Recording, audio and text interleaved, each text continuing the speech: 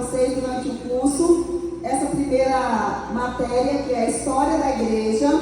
Vou estar iniciando para vocês também a disciplina que eu denominei de Obreiro Aprovado e também sobre aconselhamento bíblico, mas todas são disciplinas mais lá para o final do curso. E hoje vou iniciar com vocês sobre a história da igreja. Alguém aqui gosta de história? Quem gosta de história levanta a mão bem alta, história geral, olha aí. Então, todo mundo vai gostar, porque todo mundo gosta de história. E nós vamos estudar hoje sobre a história da igreja.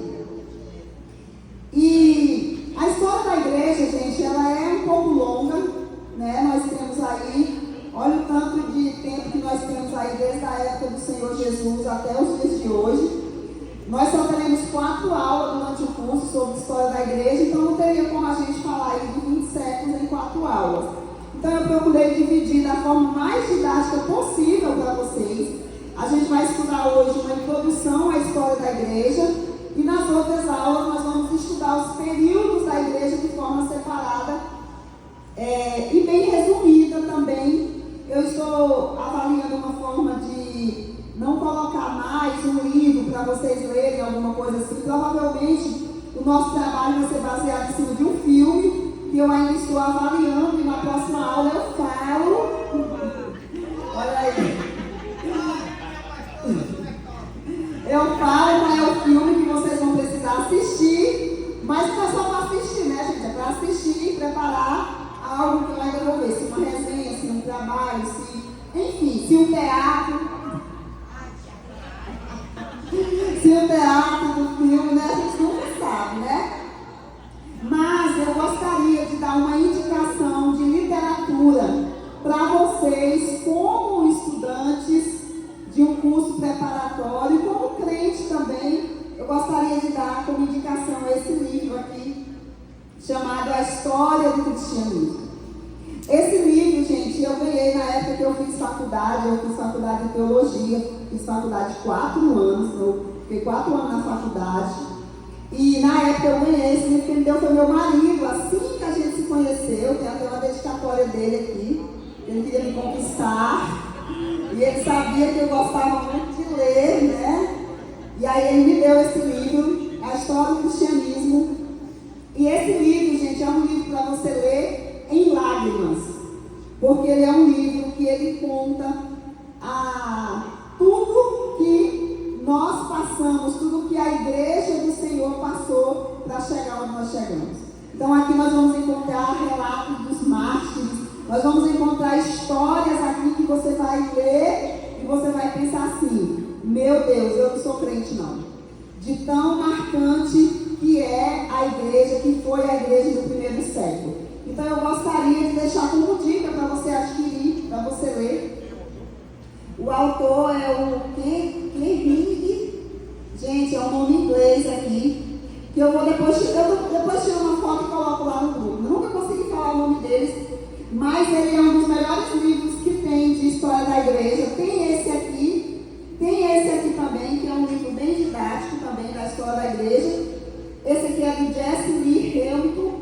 Ele é maravilhoso também, ele é um livro bem atualizado também sobre a história da igreja. Eu depois vou tirar uma foto e vou postar lá no grupo para vocês também como uma literatura. Mas como trabalho, levando em conta que nós vamos ter outros trabalhos das disciplinas de teologia sistemática, que são as disciplinas mais, que são a base do curso, como essa que o Bertoldo deu, aqui o Igor vai dar daqui a pouco. Eu vou deixar eles tirar o couro de vocês e eu vou sair com uma pessoa legal da turma, uma professora legal, e vou estudar uma forma de vocês fazerem isso através de um filho, tá bom, gente?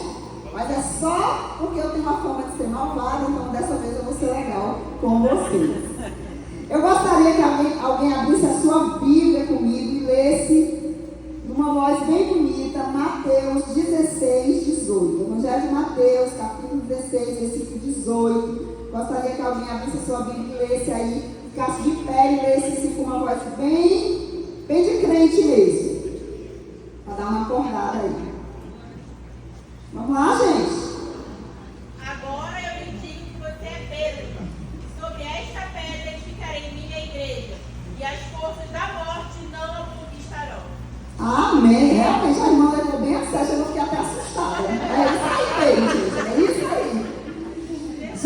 você pode me perguntar o seguinte: por que nós precisamos estudar sobre a história da igreja?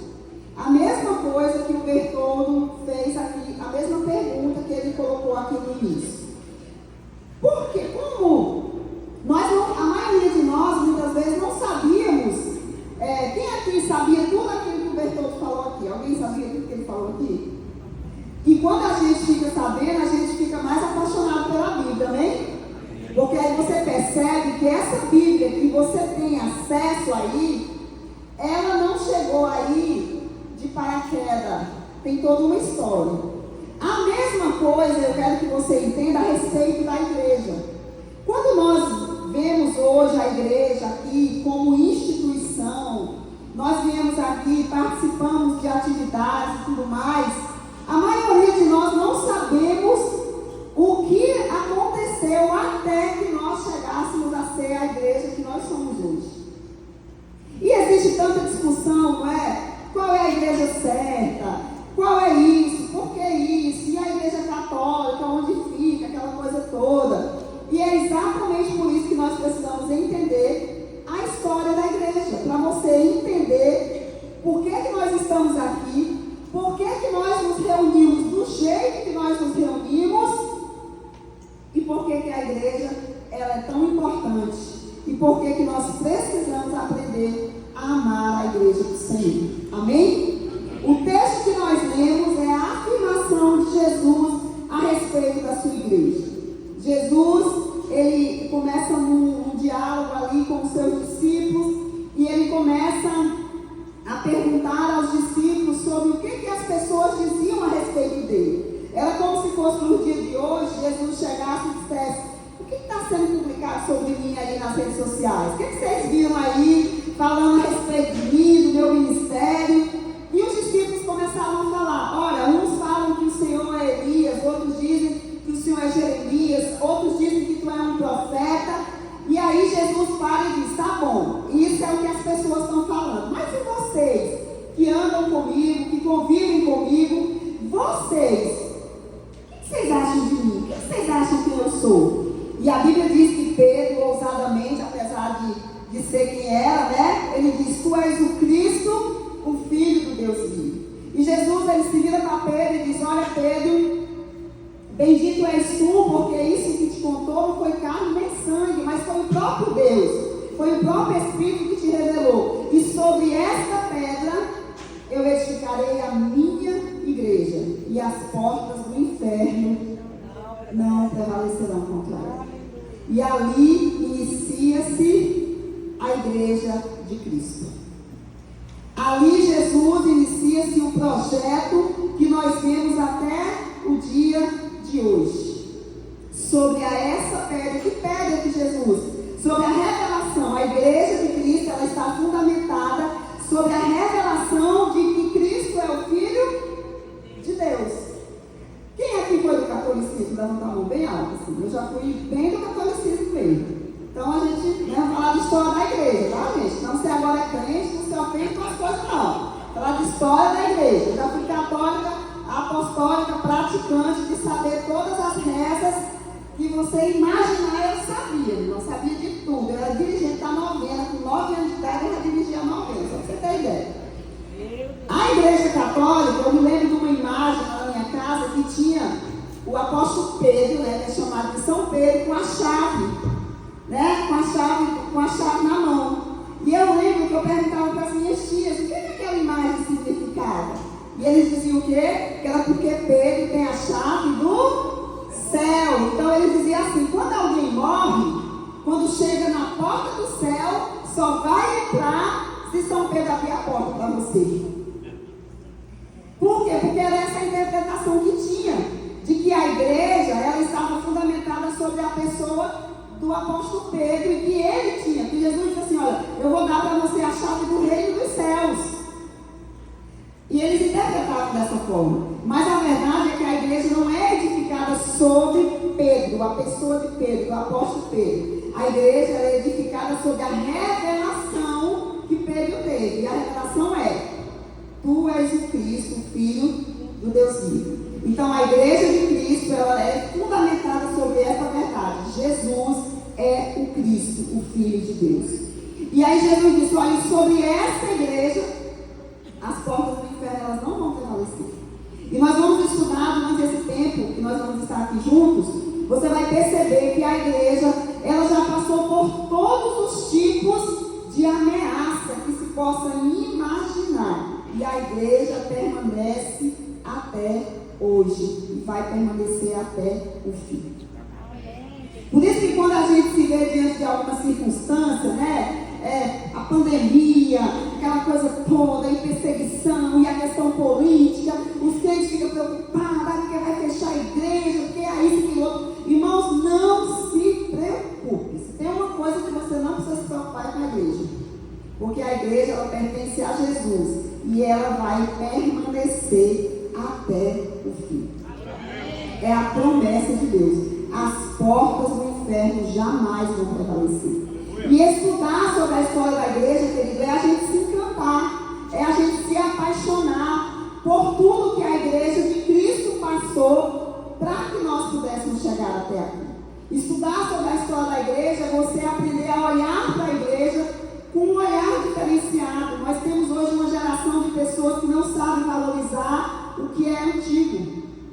Nós vivemos hoje na época da modernidade, então nós temos a geração que despreza o que é antigo. As pessoas não querem mais saber daquilo que é clássico, daquilo que é histórico. E a maioria das pessoas, que eu digo dos jovens de hoje, eles não saberão a história da igreja, porque as pessoas não querem saber sobre isso. Eles acham que a igreja é isso aqui, é só a gente vir aqui, é as músicas dele. Então quando a gente canta um hino, por exemplo, eles não sabem nem o que é um hino. Não sabem nem o que é um hino. Por quê? Porque a gente foi perdendo. Então a gente precisa resgatar essa parte histórica da igreja, precisamos entender isso. Ao longo de 20 séculos em que a igreja se encontra em atividade, situemos-nos mentalmente sobre o monte da visão e contemplamos toda a paisagem, todo o campo que vamos percorrer. Do nosso ponto de observação, do século XXI, que é onde nós estamos agora situados, lançamos o nosso olhar para o passado e veremos ao longo do tempo os grandes acontecimentos da história da igreja, os quais servem como ponto divisório e cada um deles assinala o término de uma época e o início de outra. Considerando cada um desses pontos decisivos 6 autores, veremos que eles indicam os 6 períodos gerais da igreja. Então, primeira coisa que você precisa entender, quantos períodos a igreja passou? Então a igreja ela passou por 6 períodos gerais.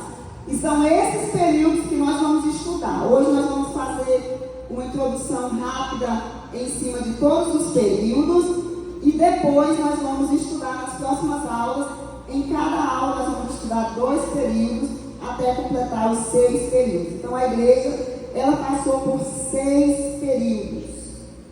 Qual é o primeiro período? O primeiro período, irmãos, é a igreja. Gente, me perdoe, eu estou com uma alergia, com uma tosse de cachorro, só Jesus. É assim mesmo, vai sair na gravação eu falando isso, mas é assim, gosto da vida real. Os 6 períodos gerais da igreja. O primeiro período é o período apostólico. Alguém pode me dizer por que tem esse nome, período apostólico? Deixa eu interagir com vocês. Alguém ouça responder, gente? Por que primeiro período apostólico? Alguém gostaria de responder? Levanta a mãozinha. Gente, pensa que você consegue. Primeiro período geral da igreja, igreja apostólica. Por que você acha que levou esse nome? Ok, olha aí, tá vendo? Falei que é só você se esforçar um pouquinho que você lembra. O primeiro período, eles contam de 30 depois de Cristo até a morte de João, que foi o último apóstolo de Cristo. Então, tem esse nome, Igreja Apostólica, porque foi a igreja que iniciou com os apóstolos de Jesus. Então, até João, que foi o último apóstolo de Cristo que veio a falecer, a igreja, historicamente, a gente conta com a igreja apostólica. O topo culminante que assimila o ponto de partida da igreja é o Monte das Oliveiras. Então, imagine você, transporta a sua mente lá para aquele momento em que Jesus se reúne com seus discípulos, pronto, depois de tudo que ele já tinha realizado, e ele se reúne lá com seus discípulos, e ele vai se despedir dos seus discípulos. Deixa eu ler aqui, vamos lá. Ali por volta de 30 depois de Cristo, o Senhor Jesus já havia ressurgido dentre os mortos, ministrou seus últimos ensinamentos aos discípulos e logo depois ascendeu ao céu, ao trono celestial. Até então, gente, os discípulos, eles estavam acostumados a se reunir nas sinagogas judaicas. Então, falar de igreja, de algo assim, para eles era algo totalmente novo. Por quê? Porque Jesus, ele veio inaugurar algo novo. Até então, o que eles conheciam? A lei judaica, eles conheciam a sinagoga, aquele modelo de culto. Mas aí, Jesus morre, ressuscita, aparece com seus discípulos, e Jesus junta ali certo dia, que ele vai ascender aos céus, né, quando ele se despede dos seus discípulos, e aí os seus discípulos ficam tudo tristes, mas ele dá uma ordem para eles. Ele diz: olha, vocês fiquem aqui em Jerusalém, até que do alto vocês vão ser revestidos de poder. E faz uma promessa: e vocês vão ser revestidos de poder para quê? Para vocês serem minhas testemunhas em Samaria, Judéia, Jerusalém e até os confins da terra. E ali, irmãos, estava já tomando forma a igreja que Jesus havia profetizado quando fala da revelação para Pedro. Um pequeno grupo de judeus crentes em Jesus esperou algum tempo em Jerusalém, sem considerar inicialmente a existência de uma igreja fora do judaísmo. Então, eu fico pensando que quando Jesus falou sobre a igreja com os discípulos, eles deveriam ter pensado assim: nada. Eles nem conseguiam imaginar o que seria isso que Jesus estava dizendo. Contudo, alargaram seus conceitos e ministérios até que a visão alcançou o mundo inteiro. A igreja apostólica, ela se ergue sob a liderança de Pedro, de Paulo e de seus sucessores imediatos. A igreja foi estabelecida num espaço de tempo de 2 gerações, em quase todos os países, desde o Eufrates, desde o Mar Negro até o Nilo. O primeiro período da igreja terminou com a morte de João, o último dos 12 apóstolos, que aconteceu, conforme se crê, por volta de 100 anos, depois de Cristo. Consideramos, pois, esse o período apostólico. Então, raciocina comigo. Jesus sobe, lembra aí que Jesus subiu, né, tudo, então, e até tem Atos diz, né, varão, o mesmo Jesus que vocês viram subir é o mesmo que vai descer. Jesus sobe, acontece o dia de Pentecostes, os discípulos, eles estão cheios do Espírito Santo. A Bíblia fala que Pedro, naquele discurso, 3.000 pessoas se renderam ao Senhor, e ali, irmãos, começa literalmente a igreja de Cristo. Sempre que Jesus já tinha falado, lembra lá? Eu edificarei a minha igreja, e sobre essa, né, já tinha um projeto, mas ali começou mesmo a igreja. E ali eles começaram a pregar o evangelho, irmãos, e aqueles homens, naquela época ali, do ano 30, a mais ou menos o ano 100 depois de Cristo, eles revolucionaram o mundo da época. Eles revolucionaram. Quando a gente vai estudar, depois a gente vai estudar, né, o que aconteceu de verdade nesse período. Esses homens, eles fizeram coisas extraordinárias. Aquilo que a gente vê em Atos é uma introdução, né, do que realmente aconteceu. Sinais, prodígios, maravilhas. A igreja primitiva, a igreja do primeiro século, ela foi marcada por isso, pelo poder de Deus, pela manifestação do Espírito Santo. A Bíblia, ela conta que o apóstolo Paulo, as roupas, né, os lençóis de Paulo, lenços, curavam as pessoas. O apóstolo Pedro, a Bíblia diz que as pessoas traziam os doentes para passar pela sombra dele e eles eram curados. Então a igreja apostólica, ela foi totalmente marcada pelo poder de Deus. E aí dentro da história, a gente vai vendo tantas coisas que aconteceram, maravilhosas, mas é para você entender isso. A igreja do primeiro século é chamada de igreja apostólica e ela foi marcada por esse poder por essa manifestação do poder de Deus. Mas, irmão, Deus, Ele é um Deus em movimento, né? E nem tudo, às vezes, permanece do jeito que deveria permanecer. Você lembra que quando Jesus sobe, a promessa é o quê? Que eles deveriam ser testemunha na Judéia, em Samaria, em Jerusalém e até... Mas na igreja apostólica eles ficaram só ali, na Judéia, em Samaria. Eles tomaram conta daquela parte ali e eles não foram muito além, não foram muito além, apesar deles terem revolucionado o mundo moderno da época, mas eles não foram muito além. E aí, depois disso, depois desse tempo maravilhoso, a igreja era livre para pregar. Falou, sabe? A igreja, eu sempre falo que o Brasil é uma bênção, amém, irmãos? A igreja é livre para pregar, a gente pode estar aqui numa boa, falar de Jesus, ir para a internet, falar. A igreja era livre. Mas então vem depois daí o segundo período geral da igreja, que é a igreja perseguida. Após o período, porque quando nós olhamos ali no início, você vê, por exemplo, Filipe, ele vai ser morto ao fio da espada. E os apóstolos, eles foram mortos de forma, todos martirizados. Então a gente já pensa ali, havia uma perseguição. Mas não era essa perseguição da forma que nós vamos ver nesse outro tempo, da igreja perseguida mesmo. E aí é onde a perseguição vem sobre a igreja, e nós temos aqui talvez uma das épocas mais difíceis que a igreja já viveu.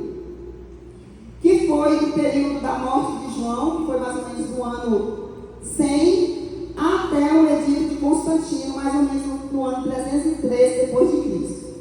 Durante o período que se seguir a era apostólica, e que mais de 200 anos, a igreja esteve sob a espada da perseguição. No decorrer dos séculos I, no século II e III e parte do século IV, o império mais poderoso da terra exerceu todo o seu poder e influência para destruir aquilo que eles chamavam de superstição cristã. Durante 7 gerações, um nobre exército de centenas de milhares de mártires conquistou a coroa sob os rigores da espada, das feras, nas arenas e nas fogueiras ardentes. E é nessa época que nós vamos ver o maior número de pessoas morrendo por a causa do Evangelho. É nesse contexto aqui, que com certeza você já deve ter assistido algum filme, que você vai ver, por exemplo, que o imperador ele reunia toda a massa, toda a população, e as feras devorarem os cristãos logo pela manhã era uma forma de diversão da população. Os filhos, crianças que mamavam, eles eram colocados dentro da arena para os leões rasgarem, comerem essas pessoas. As pessoas, elas eram queimadas vivas nas fogueiras, elas eram feitas como tocha humana. Nesse livro, A História do Cristianismo, você vai ver vários relatos, inclusive com nome de pessoas, em que a família inteira era feita como uma tocha humana. Eles amarravam aquela pessoa, jogavam um gás ali e eles colocavam eles com tocha humana para iluminar a cidade à noite. E quanto mais eles faziam isso, mais o Evangelho crescia. Porque se cumpria o que Jesus disse, até os confins da terra. E quanto mais eles eram perseguidos, mais eles dispersavam. E quanto mais eles dispersavam, mais o Evangelho era propagado. Sabe, querido, quando nós olhamos para esse período da igreja, nós precisamos entender que ser igreja hoje é muito fácil. E às vezes nós, como igreja, nós não suportamos praticamente nada. Hoje, se nós corrigirmos alguém por qualquer coisa, as pessoas elas vão embora da igreja. Não quero mais saber da igreja. Antigamente, as pessoas elas davam as suas vidas e viam os seus filhos morrerem por amor ao nome de Jesus. Para você ter a ideia do quanto que nós nos distanciamos de ser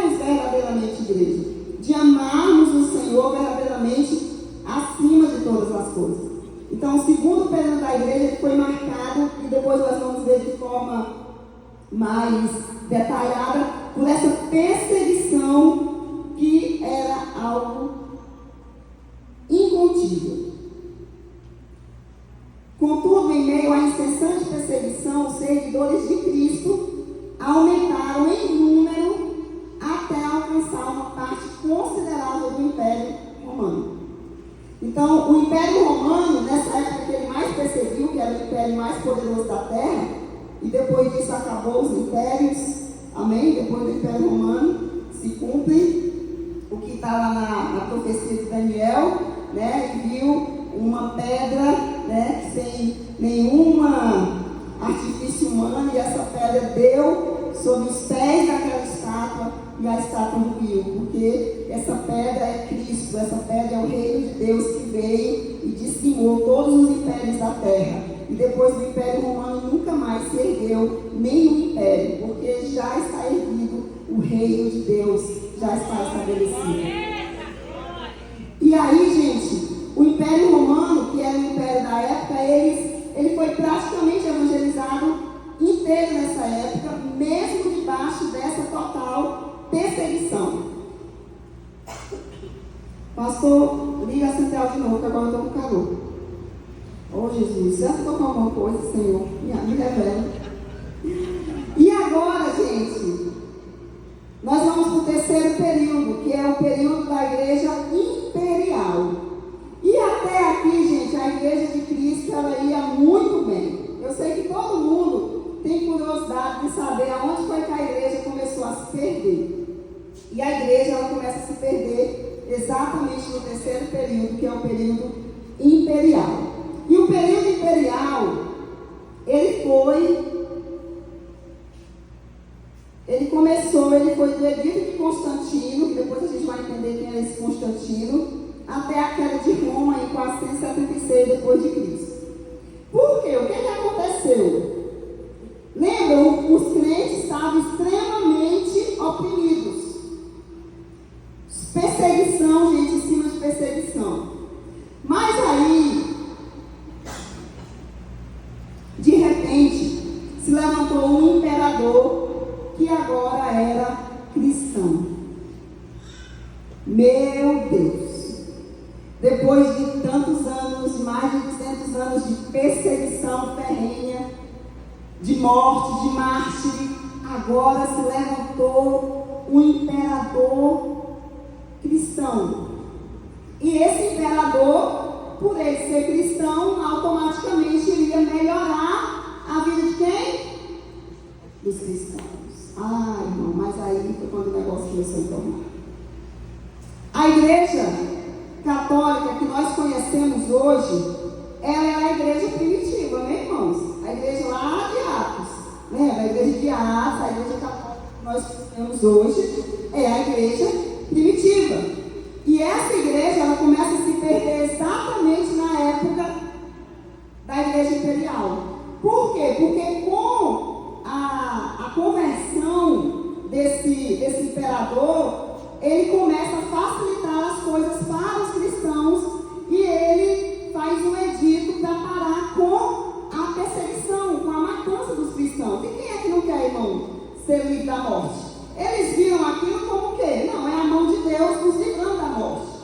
Só que com isso, a igreja ela foi se acomodando. Inclusive, é nessa época que começa a entrar a ideia da idolatria, tá, gente? A idolatria, eu vejo as pessoas que vêm da igreja católica, defendem aquela coisa toda. Não, a idolatria, essa ideia de adorar deuses, a igreja cristã, ela tem uma cultura judaica. Por quê? E o judaísmo não se adora a outros deuses, porque isso acabou no meio do povo de Israel desde a época do Império Babilônico. Desde a época do Império Babilônico, o povo de Israel entendeu que idolatria dava problema. Então, eles param de idolatrar completamente. Aí, mas as outras nações, Roma, Grécia, todas essas nações, elas adoravam outros deuses. Lembra a ideia de Zeus, Thor, né? Que a gente assiste o filme do Thor. Era um deus, gente. Quem é outro deus aí da literatura aí, aí? Apenas. Apenas. Então eram os deuses que eram adorados da época, entendeu? Quando esse imperador, na época do terceiro período, na época da igreja imperial, ele se converte, mas ele vai pedir que algumas coisas sejam aceitas. E essa questão da adoração a outros deuses, da imagem, tudo isso foi sendo introduzido no meio da igreja e as pessoas elas foram aceitando em nome agora de ter uma vida mais tranquila, em nome de não passar por uma perseguição, elas foram aceitando. E assim, aquela ideia linda, maravilhosa do Senhor Jesus lá no começo, nós entramos em um tempo bem complicado da igreja, que a igreja ela começa a se perder. A igreja perseguida, ela passou a ser a igreja imperial. A cruz tomou o lugar da águia como símbolo da bandeira da nação, e o cristianismo passou a ser a religião do Império Romano.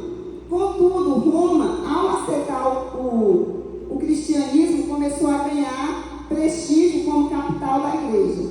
O Império Romano foi derrotado pelos bárbaros, e estes, porém, foram conquistados pela igreja e fundaram na Europa nações cristãs em lugar das nações pagãs. O que aconteceu aqui? A igreja se tornou a igreja imperial e ela se tornou a igreja bem poderosa. É onde entra aquelas indumentárias que os papas usam hoje, né? Todo mundo muito arrumado, muito bonito. Aquilo ali não vem, irmãos, da igreja primitiva, tá? Aquela ideia do padre vestido de batina, com aquela coisa toda, que não vem da igreja primitiva, veio da igreja de Roma. A igreja de Roma que foi pegando. Então, ser um cristão para aquela época ali era algo muito chique, era algo muito suntuoso. E aí eles começaram, mas nessa mesma época, começou os ataques dos bárbaros. Quem assistiu aqui a série Vikings? Levantar as mãos. A série Vikings, se você prestar atenção, tem 3 séries na Netflix que mostram muito bem esse período da igreja, que é os Vikings, The Last Kingdom e Vikings Valhalla. São 3 séries que mostram esses acontecimentos muitos ali. Eu gosto de assistir séries assim, tá, gente? Essas séries, elas são extremamente violentas. Eu já quero deixar bem claro, se você é sensível, não vai conseguir assistir. É muito violenta, mas ela retrata bem a realidade. Eles eram bárbaros que eles conquistavam as cidades. Eles derrotaram o Império Romano na época, mas o Império Romano consegue, através da igreja, evangelizá-los. Se você assistir, por exemplo, o Vikings Valhalla, você vai ver que já não tem quase Vikings mais, já não tem mais quase pagãos.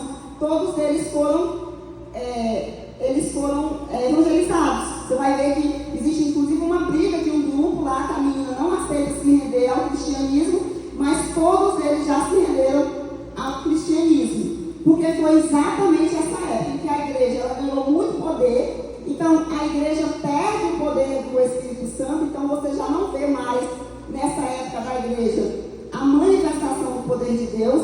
Por quê? Porque a igreja ali ela já está mais preocupada mesmo com o poder, com a riqueza. E claro que sempre vai ter os remanescentes, mas a igreja no geral ela já não é mais vista como aquela igreja lá do início. A igreja lá do apóstolo Pedro, do apóstolo Paulo, onde tinha a manifestação do poder de Deus, a unidade de casa em casa. Não, a igreja agora ela está com uma cara de império, uma cara de riqueza. E essa igreja aí ela começa a se perder, e é aí onde a idolatria ela entra mesmo. E aí é de onde nós conhecemos toda essa liturgia que nós temos hoje dentro do catolicismo romano. Depois desse período da igreja, nós temos agora o 4º período, que é a igreja medieval, que ela acontece da queda de Roma, ou seja, quando os bárbaros eles derrubam Roma, até a queda de Constantinopla. Quem foi Constantino? Constantino foi um imperador, inclusive um imperador cristão, né, cristão daquele jeito, que ele construiu uma cidade chamada Constantinopla, que hoje é Istambul. Inclusive, é uma cidade belíssima, né? Que fica na Turquia. Inclusive, gente, eu sempre falo que a maioria das pessoas sonham em ir para os Estados Unidos, né? Eu sou, acho que a única pessoa que não quer ir para os Estados Unidos. Se eu pudesse escolher, eu queria fazer um tour por essa parte da Europa. Noruega, Dinamarca, Suíça, Suécia, a parte de, já entrando ali para a parte da Ásia, aqui, no caso a Turquia, porque tem toda essa parte histórica que me chama muita atenção mesmo. O quarto período, que é o medieval, com a queda do Império do Ocidente, iniciou-se um período de 1000 anos conhecido como a Idade Média. Com certeza você também já ouviu falar nos filmes aí, né? A Idade Média. No início, a Europa era um caos, um continente de tribos sem governo, sem lei, sem nenhum poder central, mas gradativamente foram se organizando em reinos. Naquela época, o bispo de Roma, com o Papa, esforçava-se não só para dominar a igreja, mas também dominar o mundo. A religião e o império de Maomé, nessa época aqui, os muçulmanos eles cresceram muito, nessa época aqui, conquistavam os países do cristianismo primitivo. Encontramos então o Sacro Império Romano estabelecidos e seus imperadores guerreando com os papas. Só para você ter ideia, a igreja naquela época ela ganhou tanto poder que eles criavam grupos e eles lutavam entre si para manter o poder, porque a igreja naquela época representava o poder do império. Mas o poder de Deus quase não era visto naquela época. Observamos os movimentos das cruzadas, no esforço de conquistar as terras que estavam em poder dos muçulmanos. E aí, irmãos, você vai ver também na história que nessa época a igreja, ela matou muita gente. Quem já ouviu falar aqui dos movimentos das cruzadas? Era um movimento em que a igreja católica, ela ia e ela matava muita gente. Inclusive, muita gente, muitos muçulmanos, qualquer pessoa que não quisesse se converter ao cristianismo, que não quisesse aderir à igreja, eram mortos. Eles queimavam também as pessoas na fogueira, porque diziam que era bruxa. Era um negócio assim assustador nessa época. Foi na época da igreja medieval que a igreja católica cometeu muita atrocidade mesmo. E tudo isso, gente, era a igreja de Cristo sobrevivendo pelos séculos dos séculos. A Europa despertava com a promessa de uma próxima reforma. Assim como na história antiga termina com a queda de Roma, a história medieval termina com a queda de Constantinopla. Uma coisa muito interessante, gente, de observar nesses períodos, é que todos esses períodos eles terminam com algum acontecimento central. Alguma queda, ou queda de Roma, queda de Constantinopla, que na época se tornou uma super capital, era assim, vista pelo mundo todo, e caiu. E a igreja continuava seguindo. Amém? Os impérios iam caindo, os reis iam caindo, e a igreja continuava seguindo. E aí, depois desse quarto período, nós vimos para o quinto período, que é a igreja reformada. Então, nós chegamos agora na reforma protestante. Quem aqui já ouviu falar da reforma protestante? Tem alguém que não? Não ouviu, gente, falar da reforma protestante. A reforma protestante, ela tem seu início com a queda de Constantinopla em 1453 e ela vai até a Guerra dos 30 em 1648. Depois do século XV, a Europa despertou e o século XVI trouxe consigo a reforma da igreja. E é aqui, depois desse longo período de tempo, que nós vamos ver Martinho Lutero, um monge da igreja católica, que despertou, ou seja, foi levantado por Deus para trazer a reforma protestante. Por isso que nós hoje somos chamados de protestantes. Nós somos, e aí agora nós voltamos a ser a igreja lá da promessa de Jesus. A igreja que foi tirada dentro de outra igreja, porque Martinho Lutero, né, depois a gente vai, provavelmente eu acho que o trabalho que eu vou pedir de vocês tem a ver com ele. Martinho Lutero, ele, como um monge, à luz de uma lamparinazinha assim, ó, bem pequenininha, ele começou a transcrever, a traduzir a palavra de Deus. Porque a Bíblia, nessa época, gente, ela não era ouvida pelo povo. A missa, por exemplo, ela era em latim. Existem lugares ainda no mundo, eu acho que lá em Roma deve ter, eu não sei qual é exatamente uma das missas, que até hoje ela é celebrada em latim.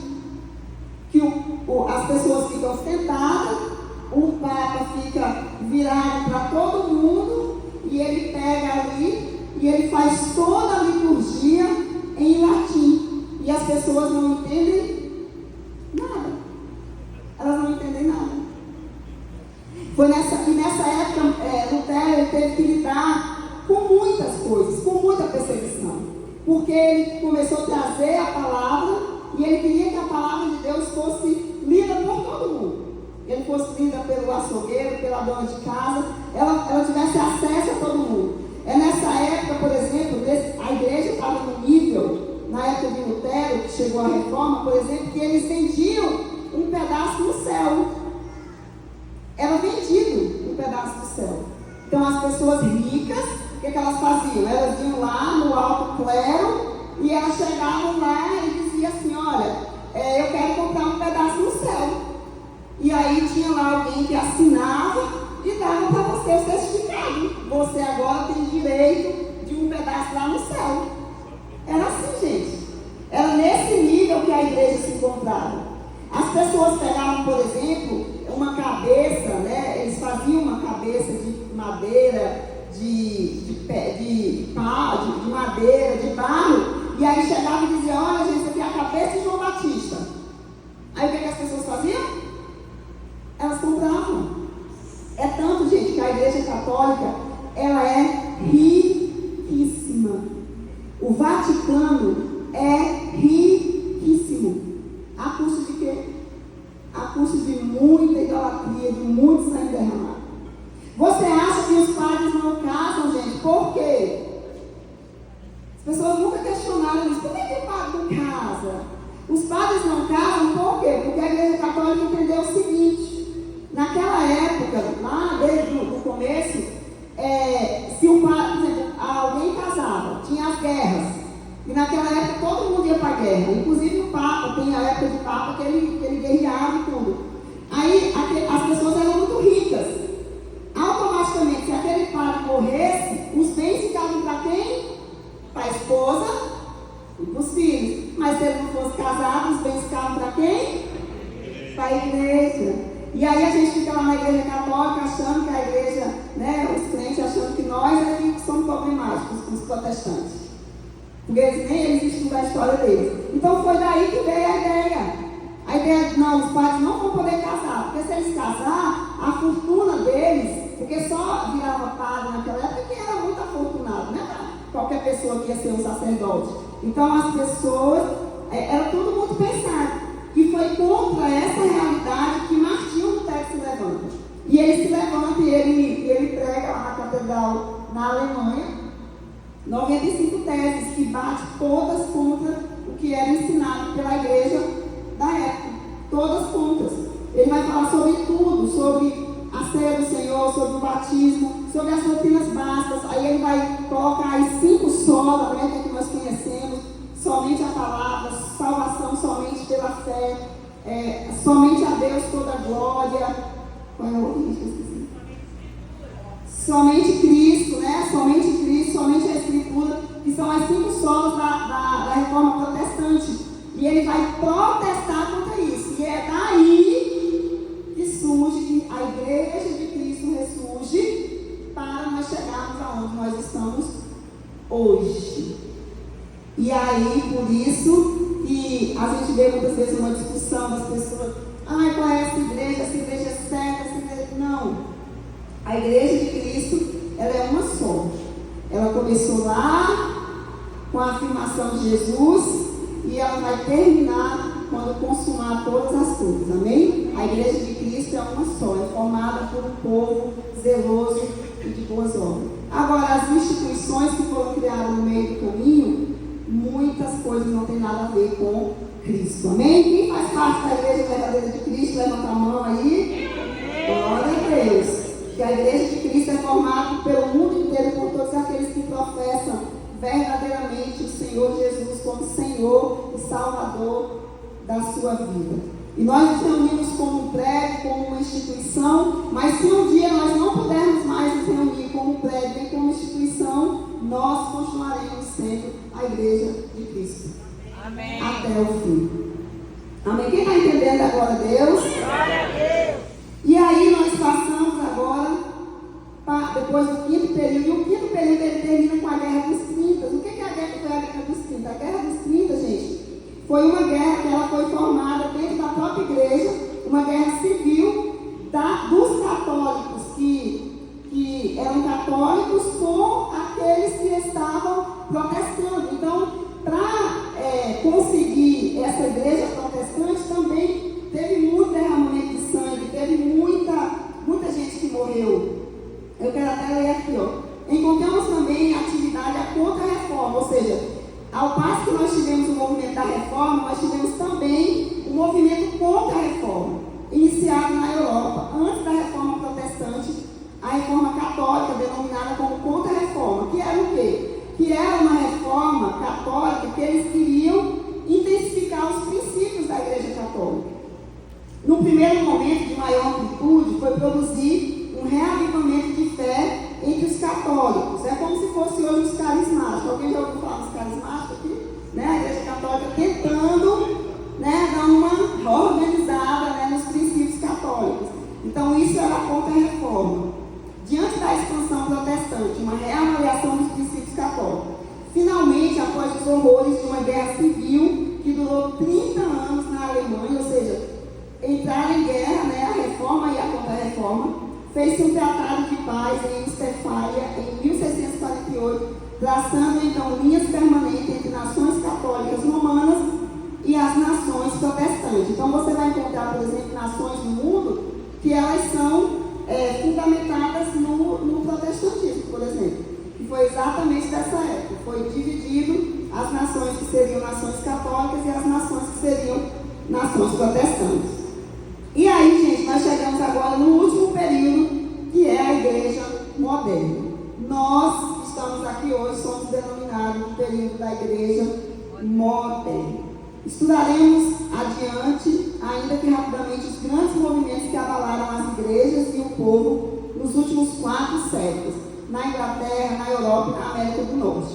Mencionaremos os movimentos, como os movimentos puritanos, wesleyano, racionalista, anglo-católico e os movimentos missionários atuais, que contribuíram para a edificação da igreja de nossos dias e que edificaram, não obstante suas variedades, formas e nome, a igreja em todo o mundo.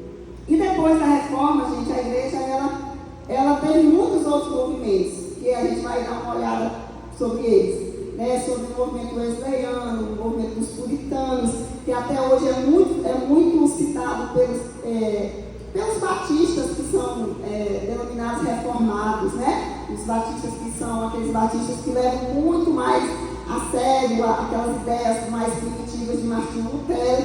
Então eles falam muito dos puritanos, que tinham um estilo de vida muito parecido com o estilo de vida lá dos primeiros séculos mesmo. Então aconteceram vários movimentos até que a igreja chegasse aonde nós estamos hoje. E hoje, irmãos, eu ouso a dizer que Deus, nesses últimos tempos, Deus ainda vai fazer algumas reformas na igreja dele, amém? A igreja de Cristo, no tempo de hoje, nós precisamos urgentemente que o Senhor, talvez não mais com a reforma protestante, mas o Senhor precisa reformar algumas coisas no meio de nós.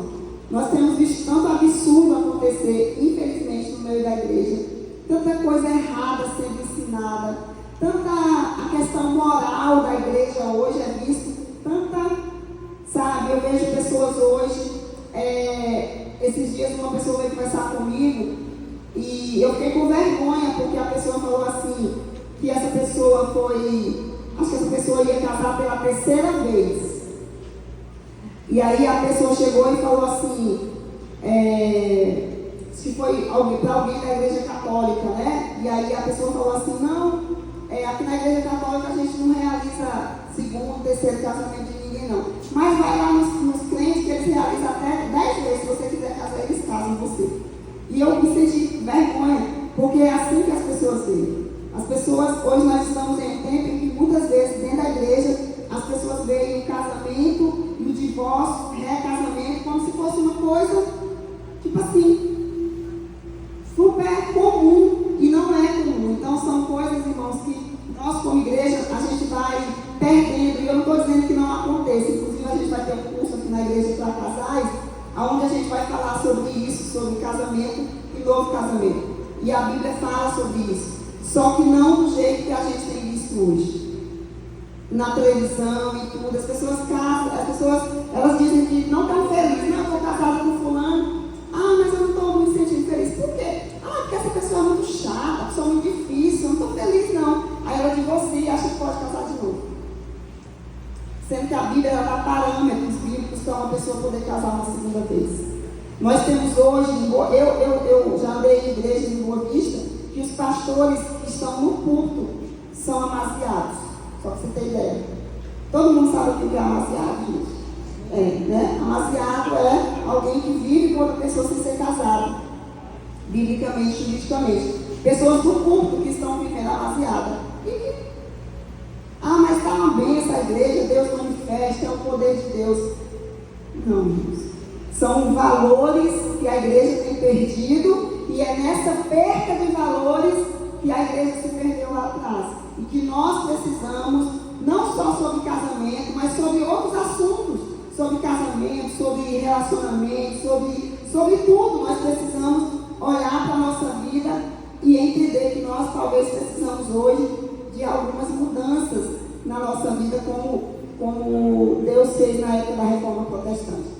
A igreja moderna, ela traz consigo muitas coisas boas, mas a gente tem que ter muito cuidado, porque ela também traz muitos perigos. Notaremos a grande mudança que gradualmente transformou o cristianismo dos séculos XIX e XX numa poderosa organização, não só para a glória de Deus, como também para servir aos homens por meio de reformas, de elevação social, enfim, de uma série de esforços ativos para melhorar as condições da humanidade. Ou seja, a igreja, ela tem crescido e ela tem sido relevante no mundo inteiro, não só glorificando a Deus, mas servindo também a humanidade, que é o papel da igreja. A igreja moderna, ela trouxe consigo isso, olhar um pouco mais dos necessitados, que era algo que talvez a igreja lá atrás perdeu muito. A igreja de Atos se preocupava muito com isso. A igreja do outro século, ela foi perdendo essa ideia de olhar para o órfão, para a viúva, para o estrangeiro. E a igreja moderna, eu louvo a Deus porque ela tem despertado. As igrejas hoje trabalham com questões sociais. Enfim, a igreja moderna também é uma bênção. Mas, assim como no passado tempo, a igreja perdeu muita coisa, eu acredito que a igreja moderna também tem perdido muita coisa. E cabe a cada um de nós, como parte dessa igreja, lutar para mantermos os nossos valores e os nossos princípios. Por isso, querido, não tenha vergonha de protestar. Nós somos protestantes. Protestantes contra aquilo que vai contra a palavra de Deus. Às vezes a gente tem vergonha, né? Eu vou protestar. Sim, nós somos protestantes. Somos protestantes que protestamos contra tudo aquilo que não se alinha com a palavra e com a verdade de Deus.